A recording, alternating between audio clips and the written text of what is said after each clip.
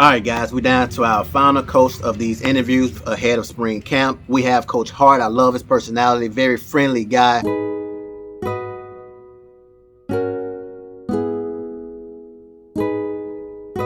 What's good, YouTube? Mag Dog TV back with another video. If you're new here, stopping by for the first time, hit the like, subscribe button, comment. I really appreciate it. Also, click the notification bell. That way, whenever I upload a video, you guys be aware. Hold on, y'all give me a minute, though. Let me see this back. I ain't never done this before. Tundra. Can I get an NIL from Tundra? See me smiling. I like this. This is nice. This is what Kobe and them do. All right, Coach, these are the faces we'll see most days at practice. Just wanted to get you to interacting with them. I'll ask the first one, just how your time at Boulder's been, and then we'll hand it over for questions. Time in Boulder. I've been here. Let's see, we moved here December 9th. I've probably been here actually 2 weeks and not a consecutive 2 weeks because I've been on the road recruiting, looking at players, trying to make sure we make this team the best team we can and make you guys proud. So I haven't had a whole lot of time to spend in Boulder. Glad I got out when y'all had some of these winter storms. I was able to get back south and east and west, and I missed that a little bit, so I haven't touched on that, but I'll tell you what, the people have been great. The support has been great. The community has been great. We got to talk about these housing prices, though. I don't know about that. We got to figure that out a little bit. Maybe I win a little bit, we can get a little bit more money going, but so far, good stuff, good stuff. Sunshine State, though, I heard, right? Huh? Okay, all right, we'll see. So right off the bat, you guys can see why the players interact with Coach Hart so well. He loves to play around. He's very friendly, always smiling. As I was making this thumbnail for this video, it was hard to find a video with him not smiling. And, you know, that says a lot about his personality. Koenigsberg from DNVR. You said something in the Amazon Prime documentary. You said, I'm going to be a head coach one day because of Coach Prime. Yeah. I was curious if you could expand on that a little bit. Yeah, so when I got back into coaching, I met Prime. I was with George Teague first, coaching at a Carrollton Christian High School in North Dallas, and I met a guy who became a brother to me named George Hageman. He asked me if I'd do some volunteer coaching at a youth program in Oak Cliff, which is the area I'm from. I was born and raised there. So I went down there and found out it was Prime's team. Didn't know that. And we kind of gravitate each other, and it's always been, when you are mentored by somebody, I always like to tell them where I want to go. And I told him I wanted to be a head coach. And since that day has happened, he has brought me along and taken me everywhere that he's been. And I'm appreciative of that. He's opened doors, and I've been able to get into places that I might not have been able to get in myself. And because of that, my personality has shined, my hard work has shined, and he's given me the avenue to become a head coach, and I will be. Hi, Coach Adam. What's your Tiger 24/7 Sports? Coach Prime mentioned that he was out to lunch with you when he made the decision to take the head coaching job here. What do you remember about that lunch, and what was your reaction when he said he was going to take this job?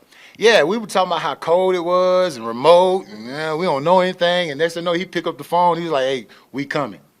And that's where the slogan comes. I was like, "Where are we going?" And he said, "Well, we're going to Colorado." And I'd never been there before, but we were just really talking about the opportunity. And here's the thing we've done. We were sitting there and we were saying, you know, in all of our coaching adventures, we've went where no one has expected us to go.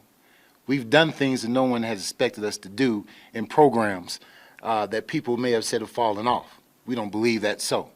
You have to go and you have to work. And so by doing that, isolating ourselves, we put ourselves back to back. He can rely on me, I can rely on him, especially the other coaches we've been with for so long. And we thought that would be the best formula or antidote to have a successful team, because that's what we've done. We could have went to some other schools where we had friends and associates, resources that may have helped us, but it wouldn't have been just us. We'd have had to take in a lot more characters and personalities, and that's not the antidote. That's not how we've won. That's not how we've turned over programs. It's been us. And it's been an infectious us coming in and breeding a winning attitude, a dominating attitude. And the only way to do that is to stay focused. You know, you got these cars now, right, that have the voiceovers, the OnStar and stuff like that. If you go in and there's a different voice that speaks, it's not going to turn on. It's not going to work. It only works for a certain voice, for a certain attitude and a certain temperament. And we wanted to make sure that stayed the same as we came into Colorado to make the Buffs the best team in college football.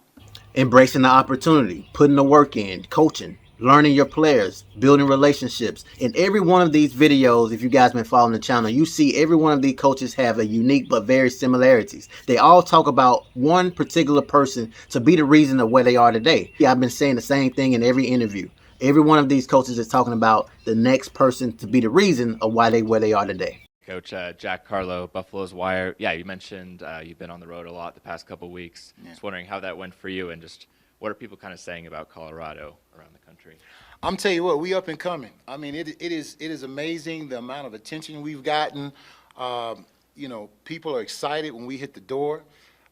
They see the brand, the Buffalo, and head coaches are welcoming us with open arms. They're actually leaving other groups of coaches to come talk to us. Players are excited. They can't wait to get up here. This is a gold mine up here.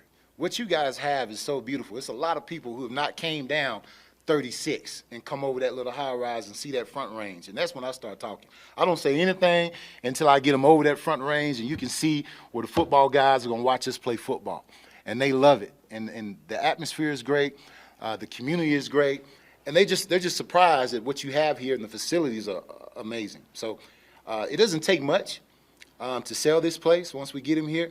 But on the road, they are anticipating something great, and they can't wait to see what we got in store.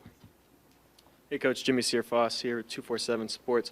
All these coaches have talked about how it's about building relationships when recruiting. How are you personally connecting with these kids? I think you have to build a rapport. You have to meet them on their level, where they are. I think when you come into high school,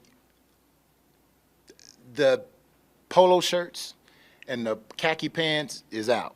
You need to come in with the Jordans on, the swag, the jumpsuits, the hat flipped to the side.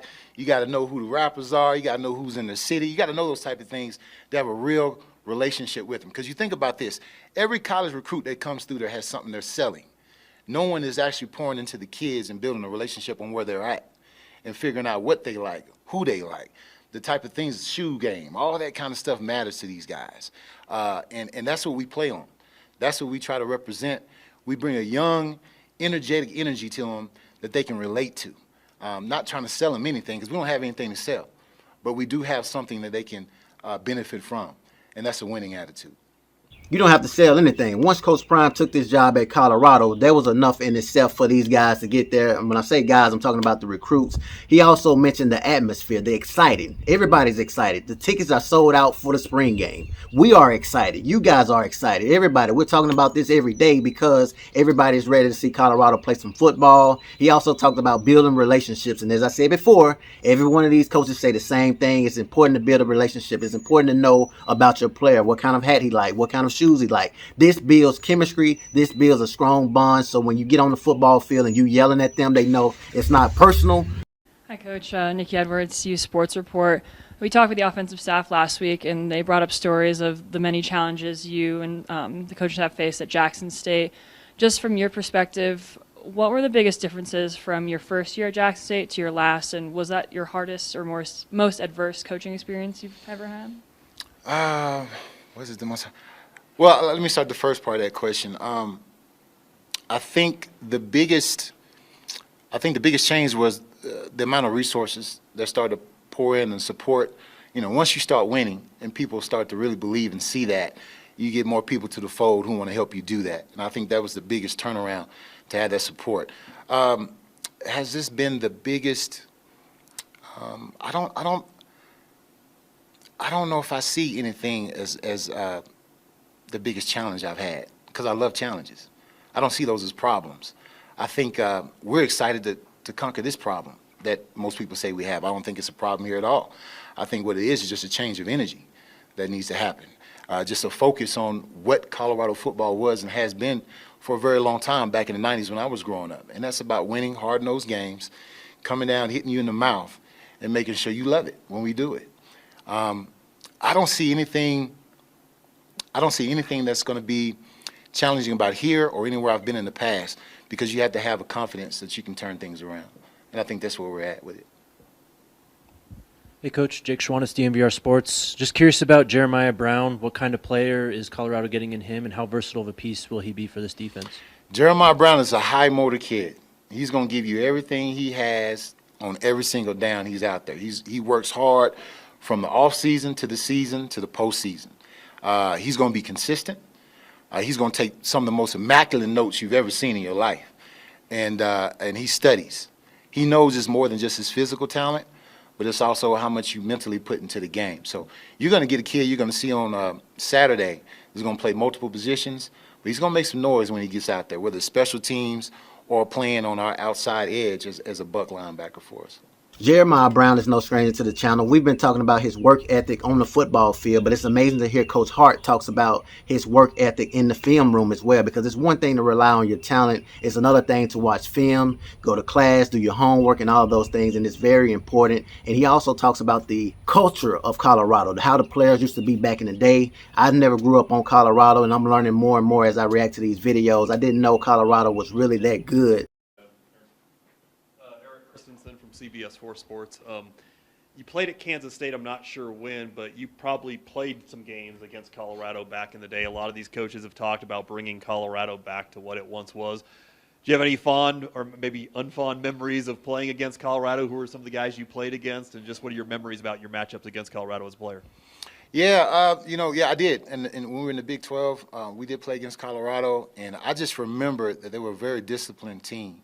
And, they ran a very scheme offensively with the option. You had to be disciplined and know exactly where everyone is, because if you didn't, you had several guys in that backfield that could go, and they could hit it for 60 yards or plus. So I remember coming in here once, and, I'd never been to Colorado, but coming in here once, and the stands were packed, and I'm talking, there was some chanting going on, the gold and black was out, and I just didn't know. I had no idea at the amount of fanfare that Colorado had. That was the year before that, they came to our place. So when we came here, I was just amazed at the amount of fanfare. And I remember the fans, and I remember a hard-nosed physical game. That's what I remember the most. Jimmy Searfoss, 247 Sports. You talked about how you're on the road a lot, but so far, going into the spring season, what are you seeing in that linebacker room? Smart.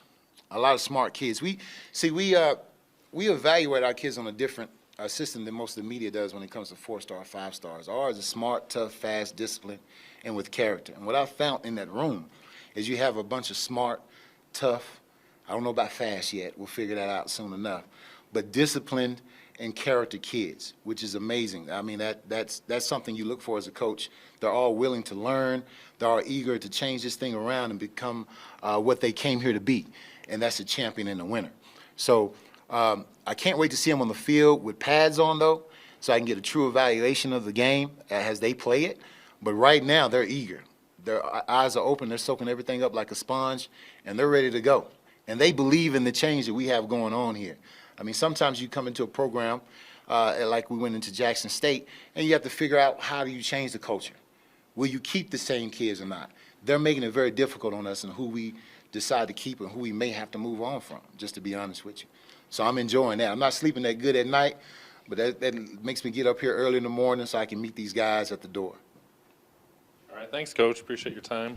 So my final thoughts, it was a very good interview. You guys heard Coach Hart speak about evaluating these players. Some of these guys they're going to keep, some of the guys they're going to let go. That's why it's important for a player to go 100% every chance you get. Weight room, film room, classroom, anything you can do to show these coaches you want to be a Colorado Buff. But you really won't know what these guys got until they put those pads on. Some of the players will look very good in 7-on-7, 1-on-1s. But when it's time to play football and it's time to actually play a real game as we're preparing for spring camp, you're going to know who good and you're going to know who not. If you can play, you can play. If you can't, you can't. If you guys enjoyed the video, definitely subscribe to the channel.